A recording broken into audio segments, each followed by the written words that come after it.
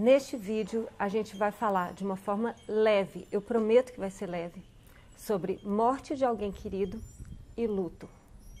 Olá, eu sou Fabiana Santos e eu fiz questão de gravar esse vídeo aqui para você neste momento em que eu estou há uma semana do falecimento da minha mãe. Então, antes de mais nada, eu quero agradecer a você que quando eu coloquei lá o stories dizendo que na semana passada não ia ter vídeo, porque minha mãe tinha feito a sua passagem, você deixou seu comentário, deixou suas condolências, seus sentimentos. Esse tipo de comentário toca profundamente meu coração, assim como todo e qualquer comentário.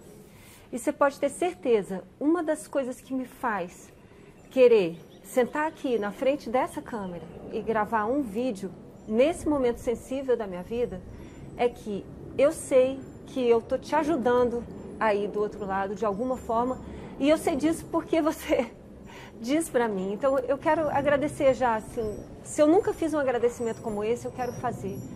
É super importante eu ter alguém do outro lado que está sendo impactado pelas coisas que eu falo, e é de fato um desejo meu de contribuição. Um vídeo como esse é uma manifestação disso.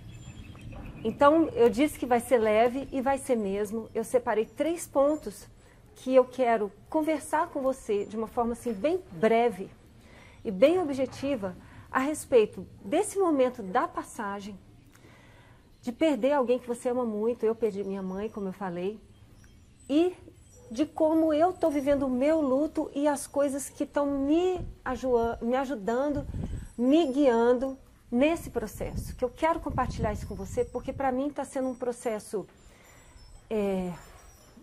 como é que eu vou dizer, bem sucedido. Eu estou vivendo de uma maneira que eu estou satisfeita comigo mesma, a forma como eu estou vivendo isso tudo.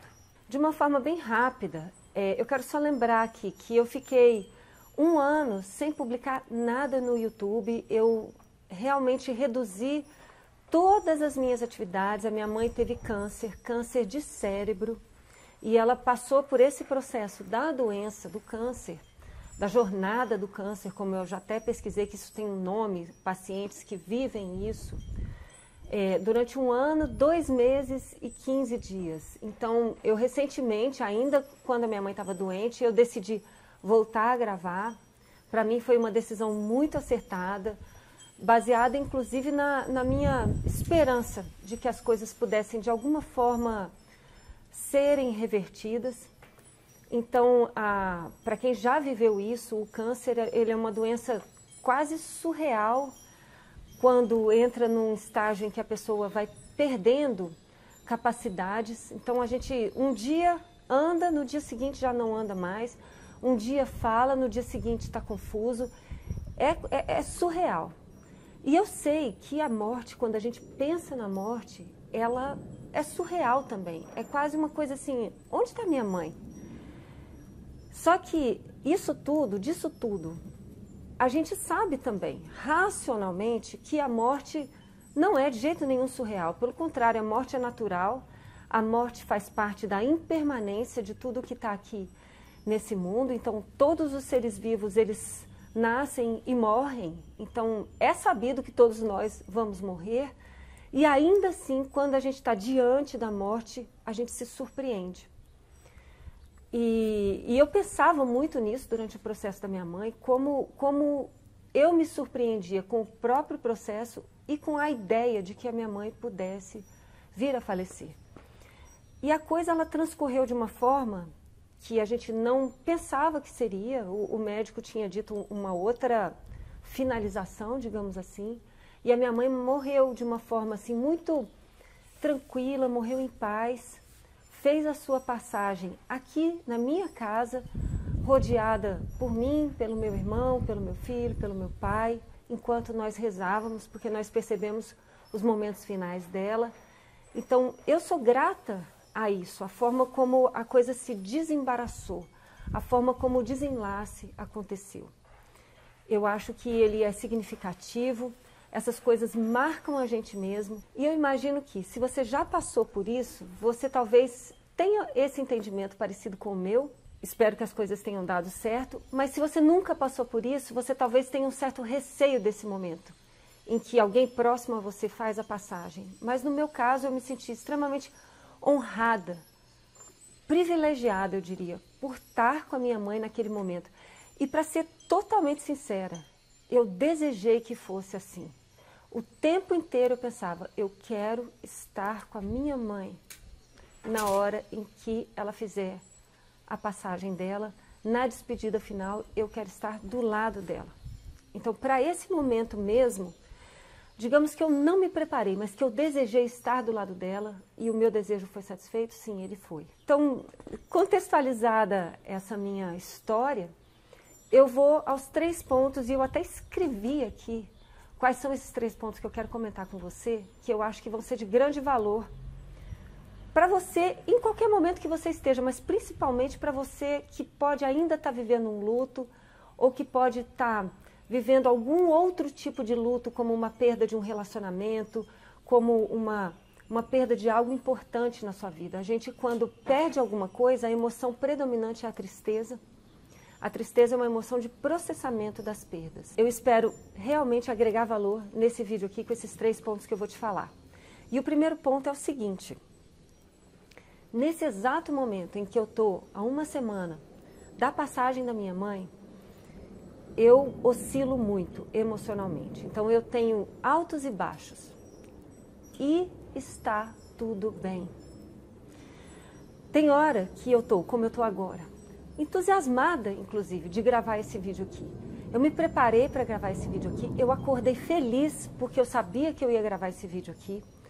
Então tem certas coisas e certas atividades que a gente faz, certos pensamentos que ajudam muito nesse momento a trazer uma emoção que você pode muito bem se ancorar nela. Então eu me encho de positividade toda vez que eu vou gravar um vídeo, porque é isso que eu quero transmitir.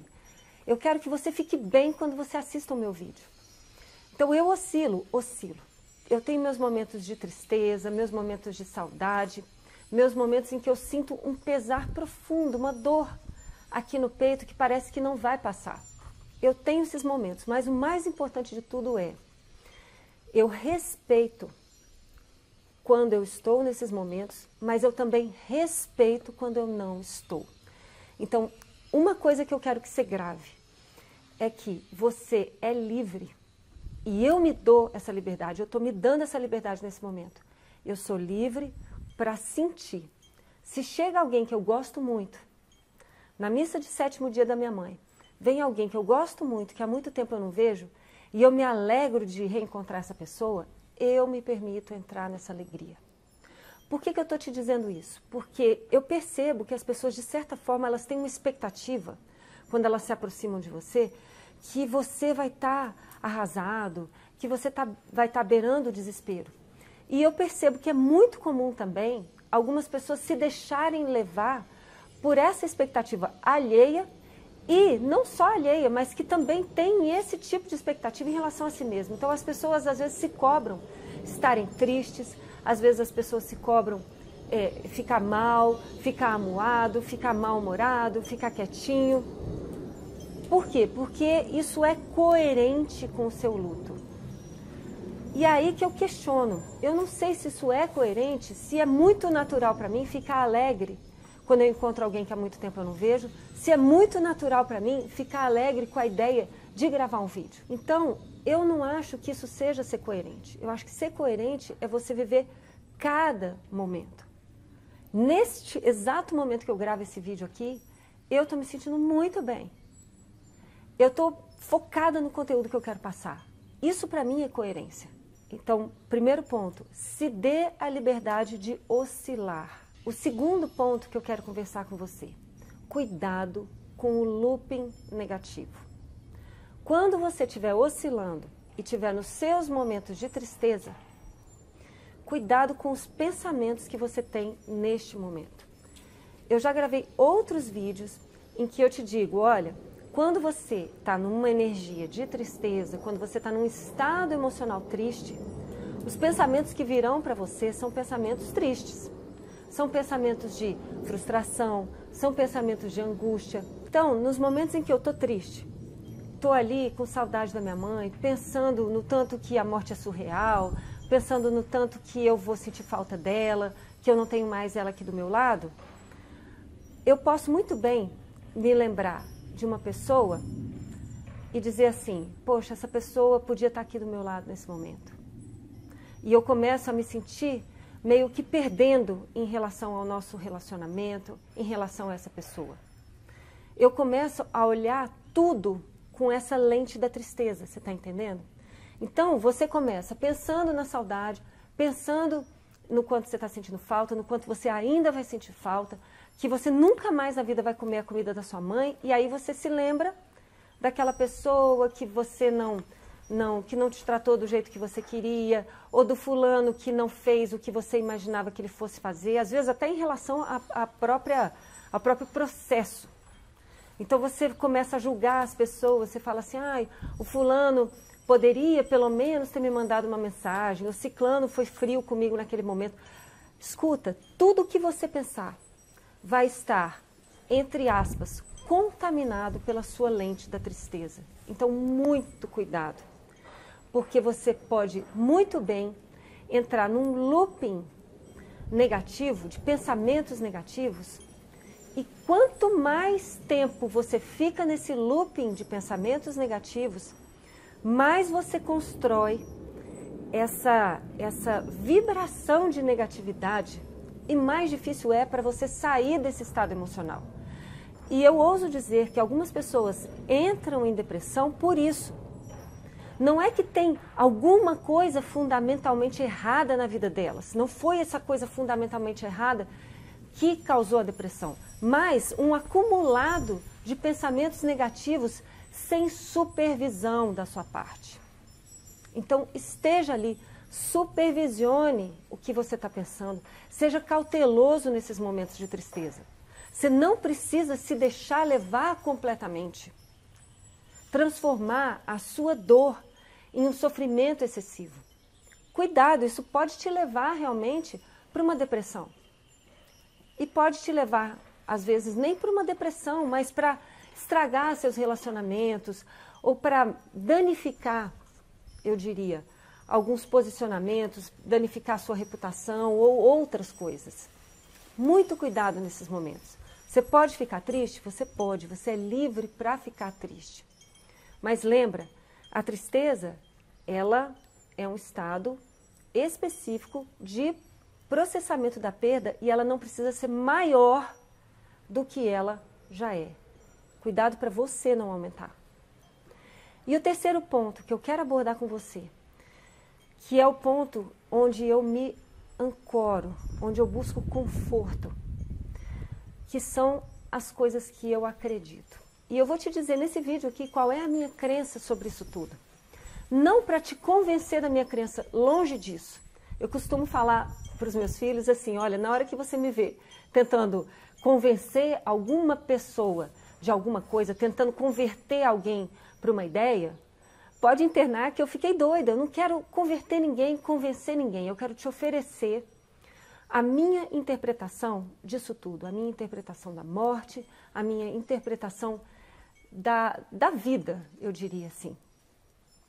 As coisas que eu acredito, a minha crença sobre isso tudo. E a minha crença, ela é fundamentada no que eu aprendi em termos de religião e espiritualidade. Ela é fundamentada também nas coisas que eu estudei. Então, vou colocar aqui para você, vou expor o que eu acredito. O que aconteceu com a minha mãe? Durante o processo de doença dela, principalmente nos meses finais, ela foi tendo as suas comunicações, seus canais de comunicação, eles foram sendo fechados. Então, a minha mãe se comunicava muito por meio do serviço. A minha mãe tinha um jeito de amar, e para quem já leu aquele livro As 5 Formas de Amor, acho que é esse o nome, não me lembro exatamente, As 5 Formas de Amar, a minha mãe amava muito servindo. Então ela fazia comida pra gente, ela cuidava das coisas pra gente, ela fazia pequenos favores. Esse foi o primeiro canal que foi fechado. Foi o canal da minha mãe cozinhar, da minha mãe servir, da minha mãe ficar com os meus sobrinhos, né? Ela me ajudou muito a criar meus filhos já são grandes, mas ela ainda ficava com os sobrinhos. Então esse canal, ele foi o primeiro que foi fechado. E eu dizia para minha mãe assim, quando ela se incomodava com a ideia, Falava, mãe, você deu tanto a vida inteira, então agora recebe, está na hora só de receber amor, só recebe, deixa a gente dar um pouquinho. Depois o canal físico, da capacidade de se locomover, de ir em diferentes lugares, começou a ficar cada vez mais restrito. Até que finalmente o canal da fala, ele começou a ser fechado também. Então chegou um momento que ela não falava mais, ela se comunicava de uma forma muito precária. Ela foi fazendo confusões até o momento em que ela não conseguia mais articular o que ela queria dizer. E aí ela dizia de outras maneiras, gestuais, ou a gente tentava falar o que poderia ser, e ela dizia, é isso, não é isso. Então os canais foram sendo cortados até que finalmente o canal corporal, o canal físico dela foi interrompido. E ela partiu. Então a gente hoje não tem nenhuma forma de se comunicar com a minha mãe. Todos os canais de comunicação aqui, desse plano de matéria, desse plano de 3 dimensões, foram fechados. Agora uma coisa, para mim, é muito lógica e faz muito sentido, que é a seguinte. Os canais foram fechados. Então é como se ela fosse um rádio.